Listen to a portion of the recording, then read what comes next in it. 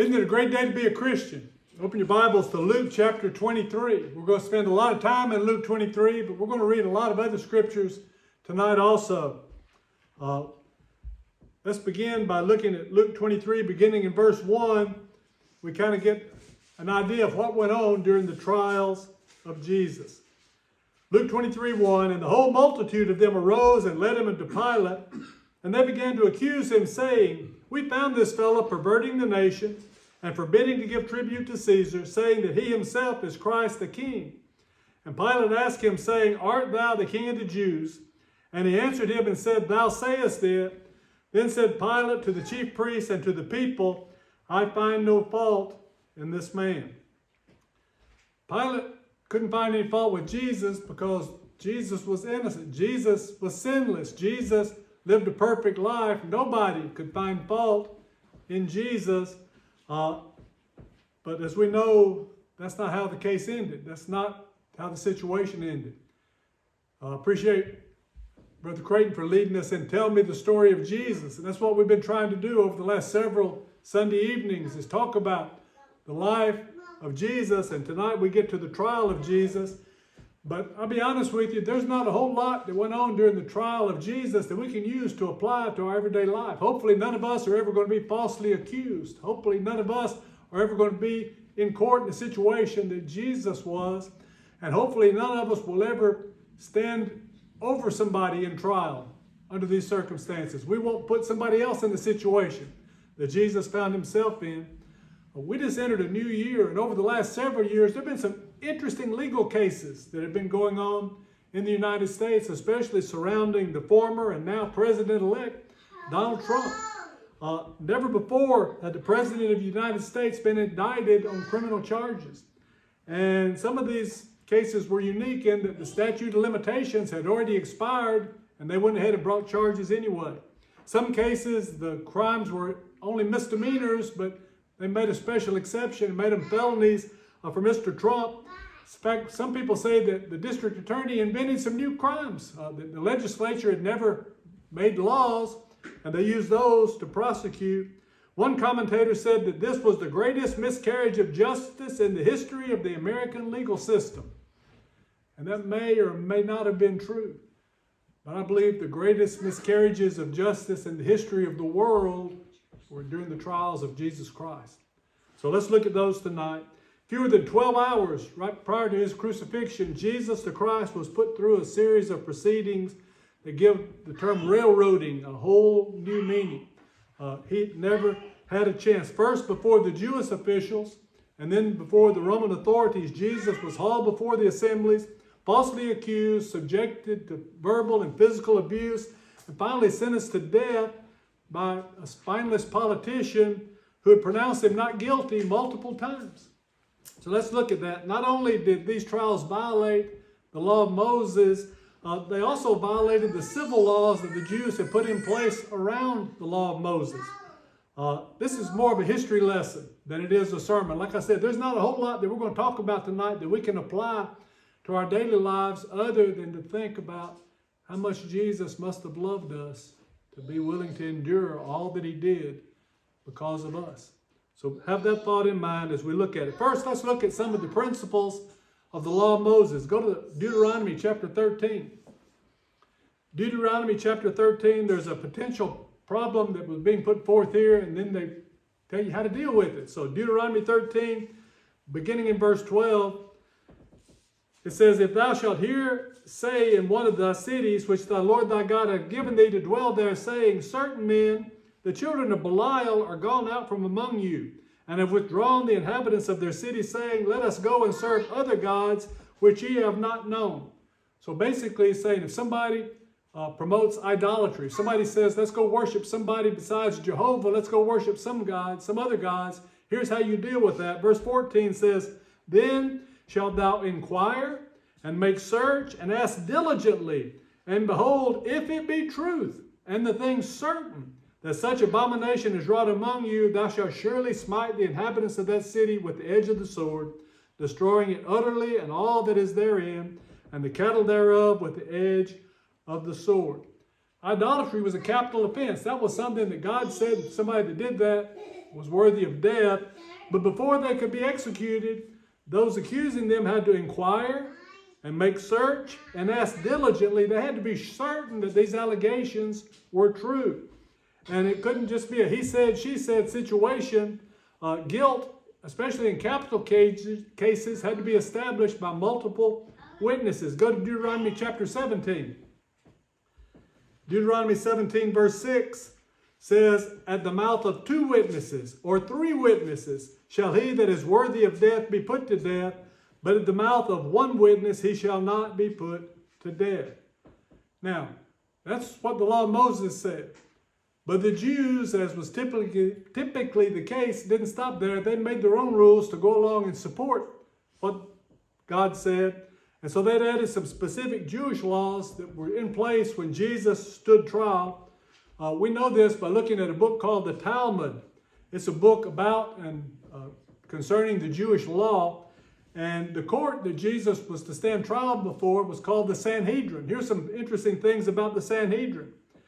In order to make it well-rounded, this was the composition of the Sanhedrin. It had to have 23 priests, and they were the religious leaders. And then they had 23 scribes, and the scribes were the lawyers. They were the ones that were supposed to be the legal experts. And then they had to have 23 respected elders of the community, and these were the older, wiser men, the one that were supposed to have good judgment. And so these 69 men, and then they had 2 administrators that would be the presiding officers. So there were 71 men that made up the Sanhedrin. And to be part of the Sanhedrin, you had to meet some strict qualifications. Both your parents had to be Jews.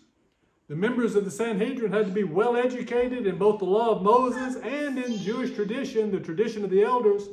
They had to be gainfully employed, or they could be retired. It had to be somebody that was willing to work. And they had to have a reputation for being morally upright.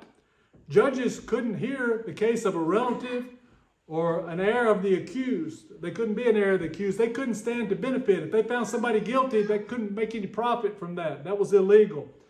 And when they voted the day after. They listened to the case, and then they took a day to calm down, to think about it, to reason about it, and provide time to cool down. Then they voted. And the same as it is in our legal system, the accused was presumed innocent until proven guilty, and he couldn't be compelled to testify against himself. You couldn't make somebody testify in their own case if they didn't want to. Unlike our legal system, there was no prosecuting attorney. They brought in witnesses. The witness says, here's what we saw. And then the defendant was allowed to give his side of the version. Then they would make their decision. But there wasn't anybody to try to trick or force the person into appearing guilty. Something that I think might be a good idea if we would adopt this, that was part of the Jewish legal system, that's not part of ours. If somebody came in and bore false witness, if somebody came in and made a charge that was false, whatever the person was being tried of, the false witnesses got that sentence. So if you were being tried for stealing, somebody said you stole something and you didn't, the people that said you did had to pay the penalty for whatever you were accused of stealing. So if somebody came in and said you need to die, and they were lying, then those people were to be put to death. So they got the sentence that they were lying about. That might simplify some of our legal proceedings if we adopt that. And again, the accomplice in a court case couldn't testify. You couldn't make any plea deals and say, okay, if you'll testify against them, we'll give you a lighter sentence. They didn't hear anybody that was accused in a case. All the court proceedings had to occur during daylight hours, between the morning and evening sacrifices, and they had to be in the public. And that was to provide transparency. There weren't going to be any late night secret deals or anything like that going on. They'd have the morning sacrifice, and then they would have their court. And then when it was time for the evening sacrifice, they'd dismiss for the day, because they're going to make sure that everybody could see what was going on. The voting on the guilt or innocence started with the youngest, most inexperienced member of the council. They'd vote first. And then the next youngest would vote, and they'd go, and the high priest would cast the last ballot. And that was to keep somebody from being influenced. These young people would say, well, he said he was guilty, so maybe I need to say he was guilty too. Now, the younger people voted first, so they couldn't be intimidated by what somebody else had done.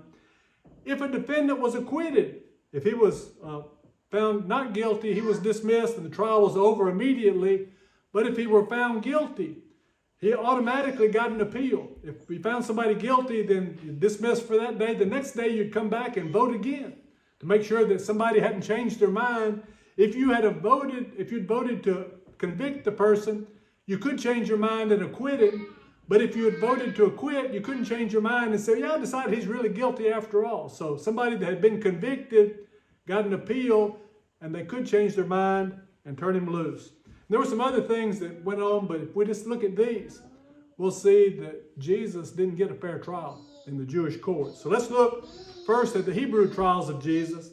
The first of these was the preliminary examination before Annas. Go to John 18.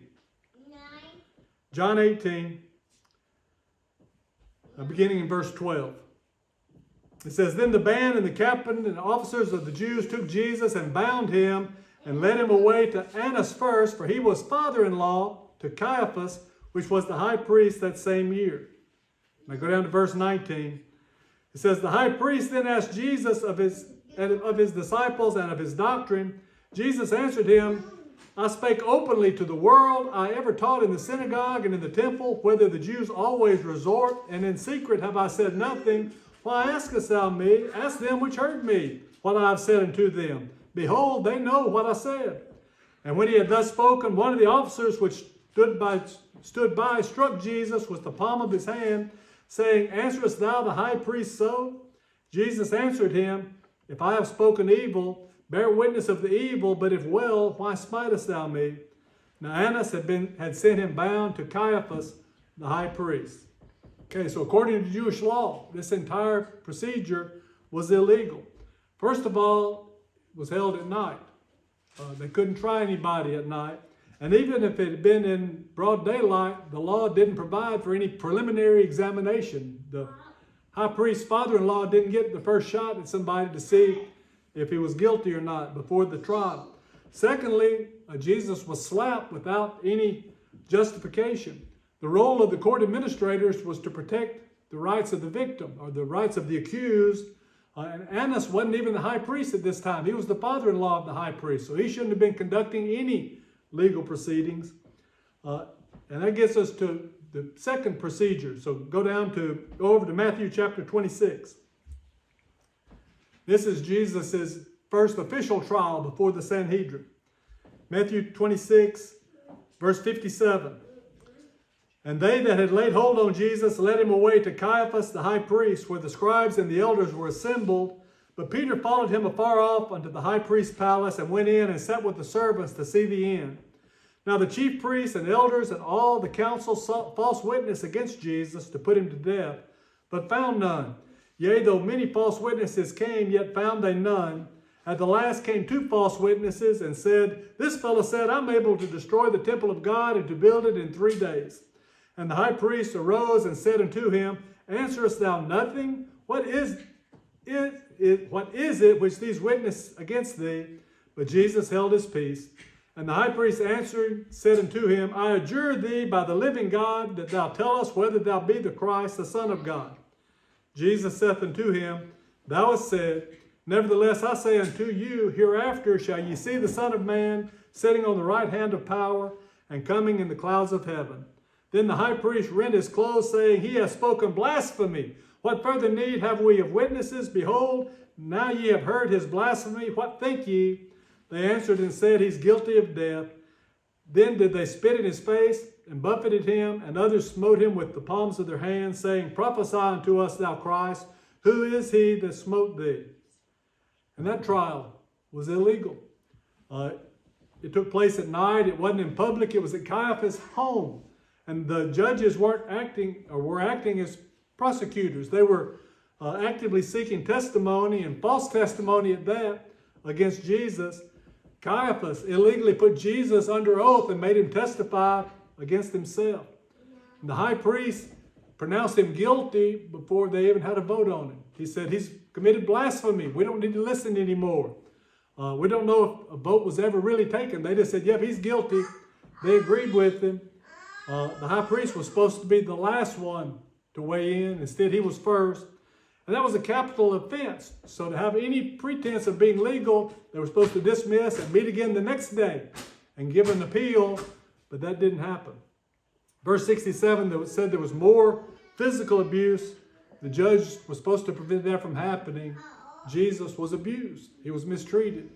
It was a miscarriage of justice. And that gets us to our third event, the second trial before the Sanhedrin. So let's go back to Luke 22.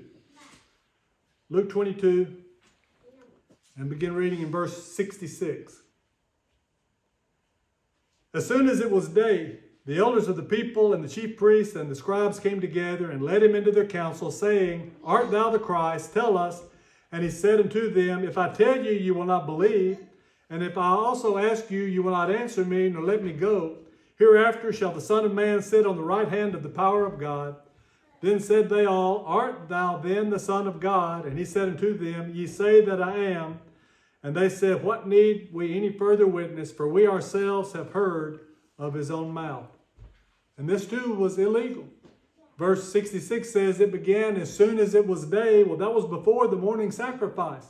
So that was before they were supposed to have any court case. He didn't have the protection. He didn't have the public to be there to see what was going on. Again, they compelled Jesus to testify. So he's been convicted of a capital offense. There should have been another trial the next day, but instead, they'd take him directly to the Roman authorities. And that gets us to the next part of the trials of Jesus, the Roman trials. And the first of those was his appearance before Pilate. Now let's go back to our text in Luke 23. Luke 23. We read the first 4 verses as we started. Pilate said, I find no fault in this man. Now look at verse 5. And they were the more fierce, saying, He stirreth up the people, teaching throughout all Jewry, beginning from Galilee to this place. When Pilate heard of Galilee, he asked whether the man were a Galilean. And as soon as he knew that he belonged unto Herod's jurisdiction, he sent him to Herod, who himself also was at Jerusalem at that time. Now you notice the Jews took Jesus to Pilate, but the charge is no longer blasphemy.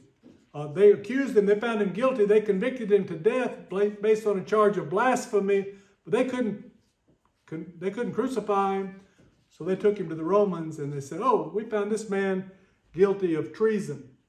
That was a capital offense under the Roman law, so they changed the charges just to make it fit to get the punishment that they wanted. Verse 4, Pilate recognized that Jesus wasn't guilty, but the Jewish leaders kept arguing. They said he had stirred up the people from Galilee to Jerusalem, and when Pilate heard Galilee, he said, Herod's in charge of Galilee, and I'm going to pass the buck. So he sent him to Herod, and that takes us to Jesus' second Roman trial, down in verse 8. Luke 23:8 says, And when Herod saw Jesus, he was exceeding glad, for he was desirous to see him of a long season, because he had heard many things of him, and he hoped to have seen some miracle done by him. Then he questioned him in many words, but he answered him nothing. And the chief priests and the scribes stood and vehemently accused him. And Herod with his men of war set him at naught, and mocked him and arrayed him in a gorgeous robe, and sent him again to Pilate. Now this Herod is Herod Antipas. He's the one that had beheaded John. He's the one that was afraid that Jesus was John, that had come back from the dead. So he was worried about Jesus. He'd heard about all these miracles. He wanted to see a show.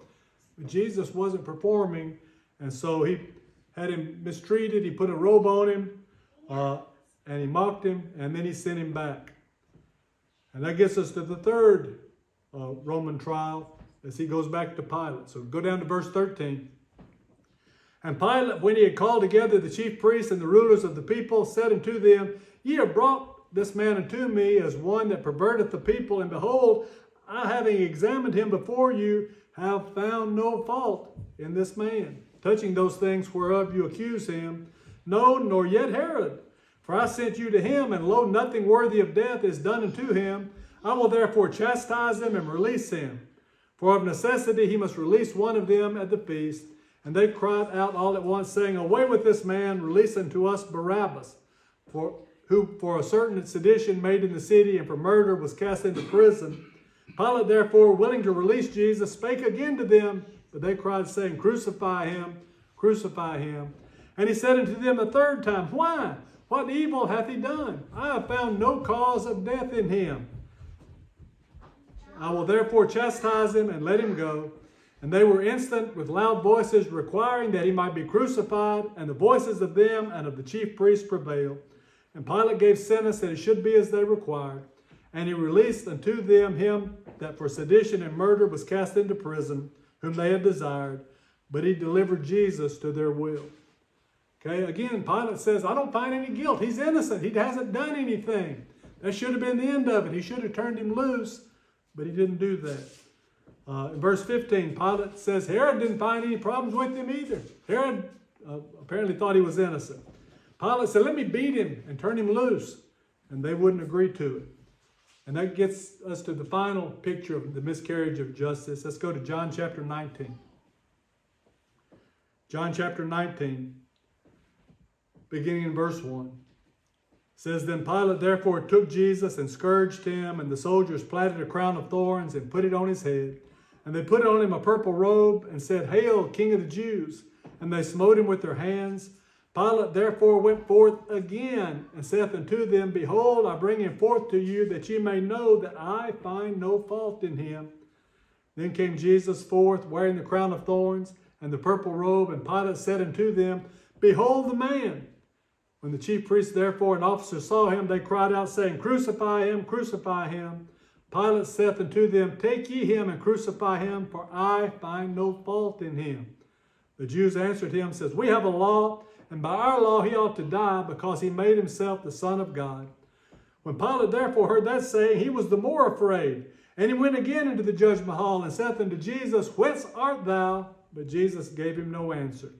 Then saith Pilate unto him, Speakest thou not unto me? Knowest thou not that I have the power to crucify thee, and have power to release thee?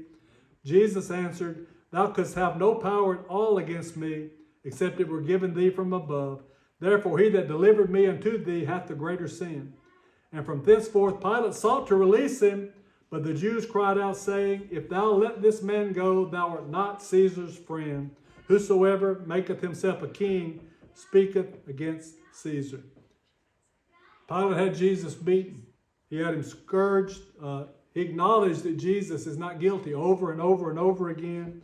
Verse 5, he says, Behold the man. It's almost like he's saying, Look, I've beaten him. Look at this poor, pitiful man. He's been abused. Isn't that enough? But that wasn't enough for the Jews. So again, he states that Jesus is innocent. And the Jews now shift back to their real complaint. They said he thinks he's the Son of God. And that scared Pilate, because Pilate was a pagan and he didn't want to be guilty of crucifying a God. Remember his wife the night before said, Don't have anything to do with this innocent man. I had a really bad dream about him last night. She was troubled, and now Pilate's worried. And so he goes inside and he pleads with Jesus, Are you a God? And he was more determined than ever to release Jesus. But finally he got tripped up, and it was due to politics. They said, You're not really Caesar's friend if you let this man go. He says he's the king, and you can't have a king other than Caesar. The Jews hated Caesar. They didn't want him to be the king, but they used that against Jesus to get their way. Let's look at one final passage. Matthew chapter 27, verses 24 and 25. When Pilate saw that he could prevail nothing, but that rather a tumult was made, he took water and washed his hand before the multitude, saying, I am innocent of the blood of this just person. See ye to it. Then answered all the people and said, His blood be on us and on our children. Spinelessly, Pilate said, I'm washing my hands of this. I'm not going to do it. He's innocent. I'm not going to be the one that's guilty of it, but we all know that he didn't do what he was supposed to do. The Jews accepted the responsibility for the blood of Jesus, and that brought to an end the trials of Jesus. So what do those trials have to do with us? Well, it should help us to appreciate what Jesus went through because of his love for us. He came to the world to live and to die for us. This was all part of it. He lived a perfect example. His accusers had to resort to lies and deceit. We read last week, he could have called down 12 legions of angels, but he had to suffer because of us. He endured the ridicule because he loves you and me that much. Jesus came to earth to die, and these trials were just the means to fulfill that mission. He went through all of that to save mankind, but to have that salvation that was purchased with his blood, you need to be a Christian.